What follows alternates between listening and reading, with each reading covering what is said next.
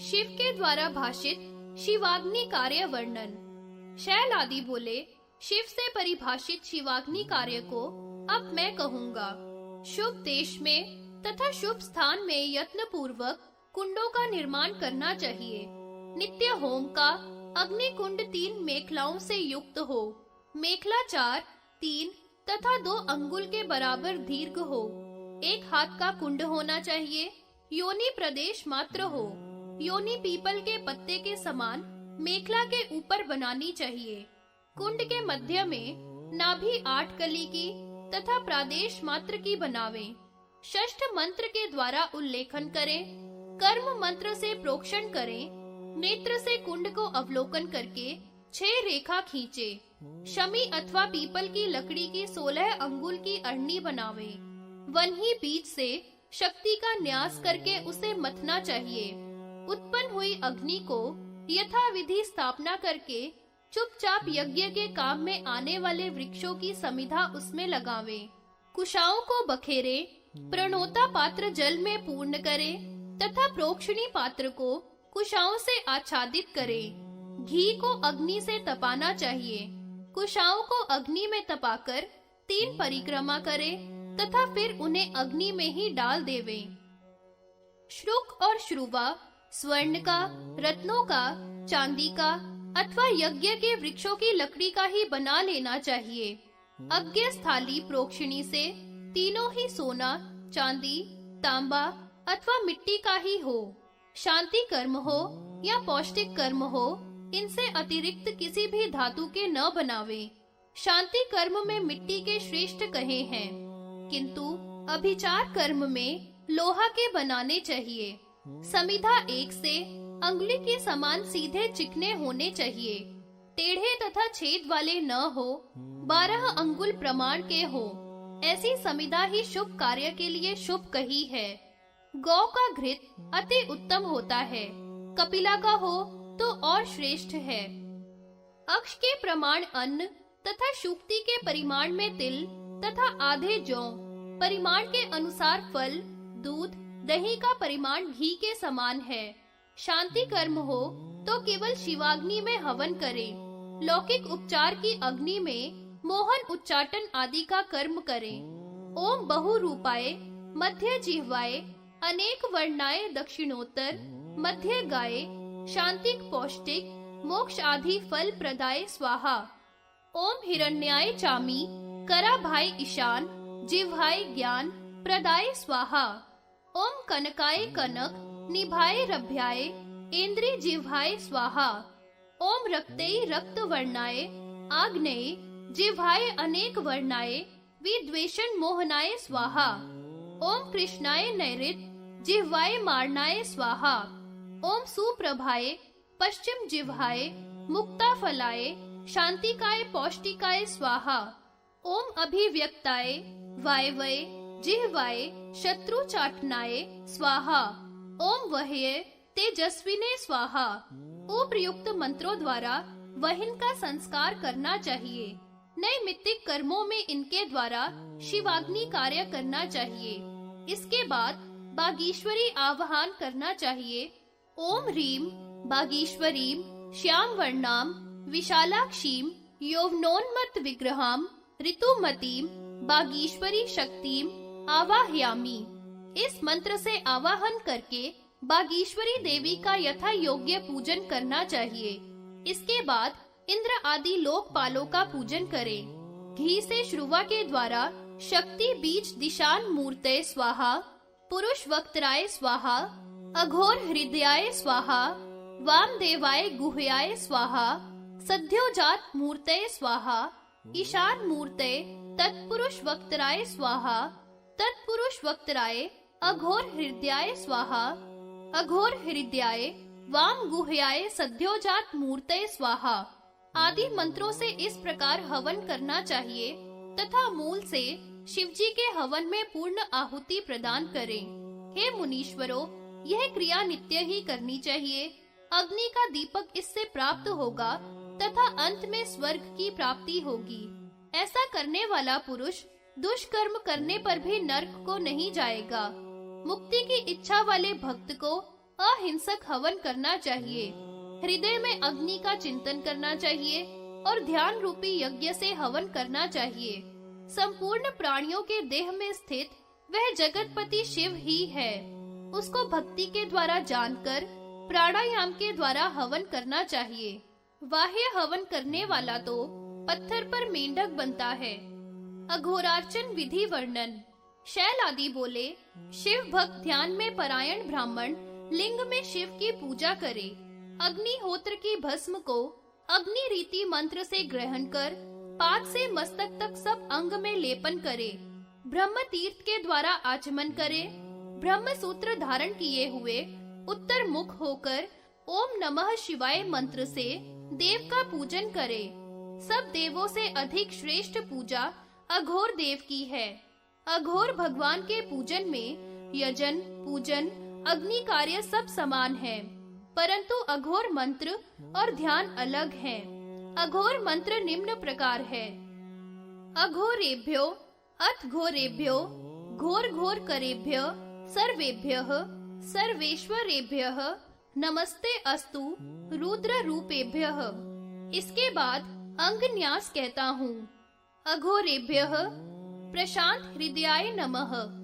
अथ घोरेभ्यः सर्वात्म ब्रह्म शिर से स्वाहा।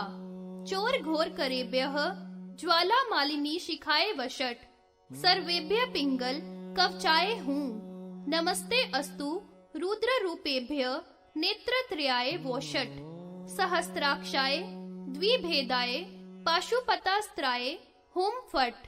स्नान करके आचमन करके अघमर्शन करें। विधि पूर्वक पूजन करना चाहिए। पुनः सूर्य का पूजन करके सूर्य को अर्घ्य प्रदान करें। आत्मा में स्थित मूर्ति का ध्यान करें। 38 कलाओं वाले 3 तत्वों सहित 18 भुजाओं वाले गज चर्मधारी बागंबर ओढ़े हुए अघोर रूप परमेश्वर 32 अक्षर रूप और 32 शक्तियों से युक्त संपूर्ण आभूषणों से युक्त सर्व देवों के द्वारा नमस्कार किए जाने वाले कपालों की माला धारण करने वाले सर्व बिच्छू के भूषण धारण करने वाला पूर्ण चंद्रमा के समान मुख वाले करोड़ों चंद्रमाओं की कांति वाले चंद्र रेखा धारण करने वाले शक्ति सहित नील रूप हाथों में खड्ग खेटक पाश अंकुश नाग कक्षा धनुष पाशुपतास्त्र दंड खटवांग तंत्री घंटा विपुल त्रिशूल दिव्य डमरू वज्र गदा टंक चमकती हुई मुद्गल धारण करने वाले तथा वरद और अभय हस्त वाले परमेश्वर का ध्यान करें तथा पुनः अघोर का पूजन और हवन करें। हवन पूर्व में कही विधि से करना चाहिए। केवल मंत्र का भेद है, सो मैंने तुम्हें अघोर भगवान का मंत्र बता ही दिया। अष्ट पुष्पांजलि गंध आदि पूजन और स्तुति भगवान को निवेदन करें तथा बाद में बलिदान निम्न मंत्र के द्वारा करें। रुद्रेभ्यो मात्र गणेभ्यो यक्षेभ्यो सुरेभ्यो गृहेभ्यो राक्षसेभ्यो नागेभ्यो नक्षत्रेभ्यो विश्वगणेभ्यो क्षेत्रपालेभ्यः। अथ वायु वरुण दिग्भागे क्षेत्रपाल बलि क्षिपेत। ऐसा मंत्र बोलकर वायव्य दिशा में या वरुण की दिशा में बलि को रख आवे।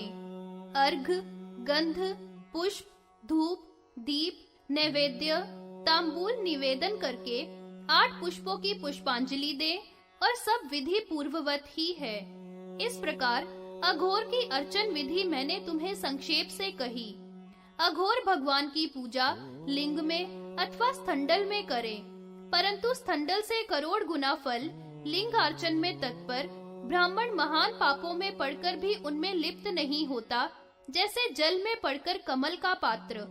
लिंग के दर्शन से पुण्य होता है, दर्शन से स्पर्शन अधिक श्रेष्ठ है।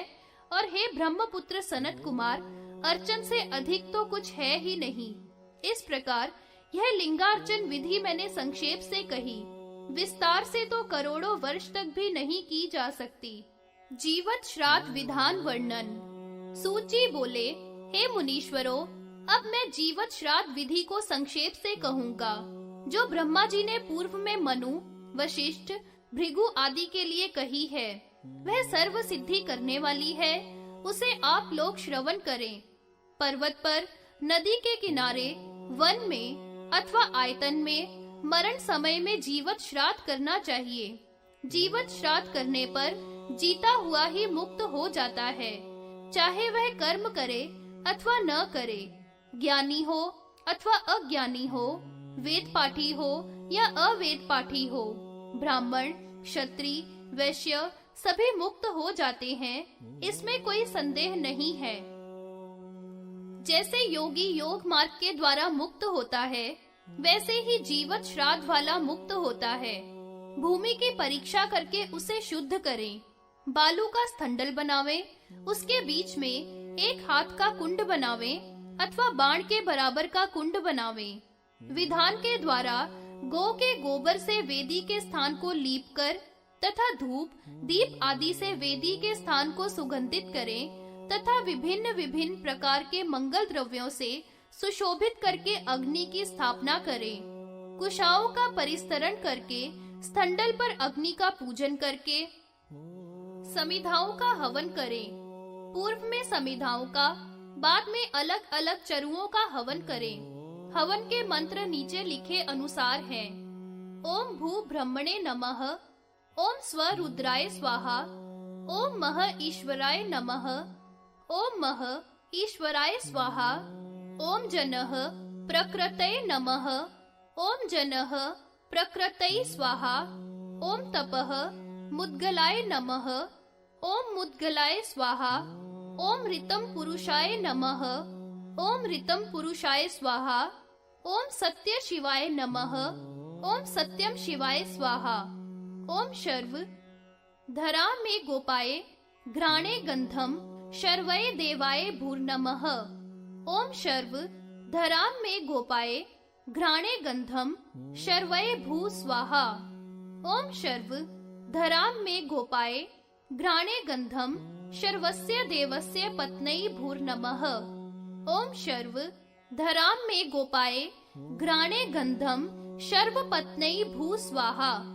ओम भव जलम में गोपाय जिह्वायाम रसंभवाय देवाय भुवा नमः, ओम भव जलम में गोपाय जिह्वायाम रसंभवाय देवाय भुवः स्वाहा, ओम भव जलम में गोपाय जिह्वायाम रसंभवस्य देवस्य पत्न्यै भुवो नमः, ओम भव जलम में गोपाय जिह्वायाम रसंभवस्य पत्न्यै भुवः स्वाहा, ओम रुद्राग्निम में गोपाय नेत्रे रूपम रुद्राय स्वरो नमः, ओम रुद्राग्निम में गोपाय नेत्रे रूपम रुद्रस्य देवस्य पत्नी स्वः स्वाहा, ओम उग्र वायुम में गोपाय त्वचि स्पर्शम उग्राय देवाय महर नमः, ओम उग्र वायुम में गोपाय त्वचि स्पर्शम उग्राय देवाय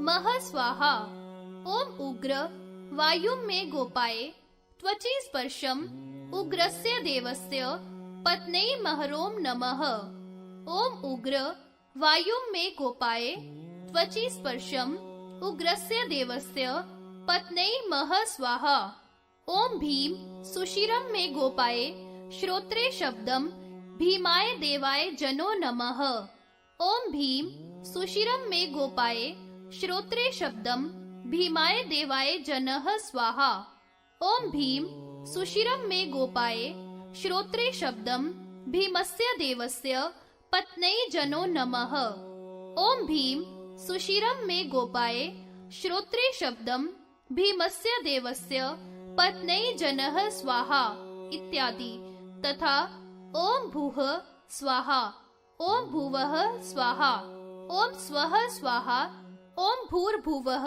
स्वः स्वाहा।